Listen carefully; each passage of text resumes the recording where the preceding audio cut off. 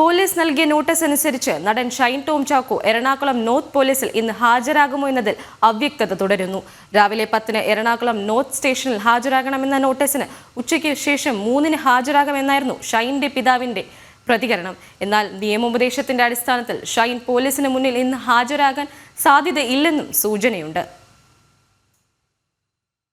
കൊച്ചിയിലെ ഹോട്ടലിൽ dance app സംഘം പരിശോധനയ്ക്കെത്തിയപ്പോൾ ഹോട്ടലിലെ 3-ാം നിലയിൽ ഷൈൻ ടോം ചാക്കോ താമസിച്ച മുറിയിൽ നിന്നും ഓടി രക്ഷപ്പെട്ട സംഭവത്തിൽ വിശദീകരണം തേടിയാണ് പോലീസ് ഷൈനിന് ഇന്ന് എറണാകുളം നോർത്ത് പോലീസ് സ്റ്റേഷനിൽ ഹാജരാകാൻ നോട്ടീസ് നൽകിയത്.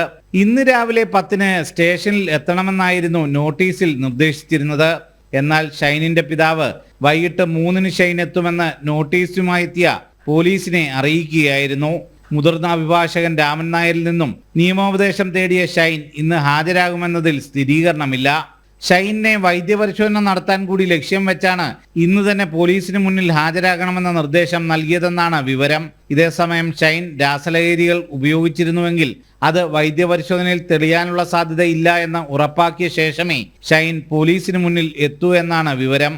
മാരക രാസലഹരി ഉപയോഗിച്ചാൽ അതിന്റെ സാന്നിധ്യം 24 മണിക്കൂറിലധികം മനുഷ്യ ശരീരത്തിൽ നിലനിൽക്കാനുള്ള സാധ്യത ഷൈനിന്റെ ഒളിവ് ജീവിതം നീളാൻ ഇടയാക്കുമെന്നും വിലയിരുത്തലുണ്ട്. കൊച്ചി നഗരത്തിലെ ഹോട്ടലിൽ 16-ന് രാത്രി പോലീസിന്റെ ഡാൻസ് ആപ്പ് ടീം പരിശോധനയ്ക്ക് എത്തിയപ്പോഴാണ് ഷൈൻ ടോം ചാക്കോ 3-ാം നിലയിൽ നിന്നും ചാടിയോടി രക്ഷപ്പെട്ടത്. ഒളിവിൽ കഴിയുന്ന ഷൈൻ ടോം ചാക്കോ നിലവിൽ കേരളത്തിന് പുറത്താണെന്നാണ് പോലീസിന് ലഭിച്ചിട്ടുള്ള വിവരം. പോലീസ് ഫോണിൽ വിളിച്ചിട്ടും ഷൈൻ പ്രതികരിച്ചിട്ടില്ല. ഇന്ന് ഷൈൻ ഹാജരായില്ലെങ്കിൽ ഷൈനിന്റെ ഈസ്റ്റർ ആഘോഷം നിരീക്ഷിക്കാനും ലഹരി സാന്നിധ്യം കണ്ടെത്തിയാൽ കൈയോടെ പിടികൂടാനും പോലീസ് നീക്കം നടക്കുന്നുണ്ട്. ജനം, കൊച്ചി.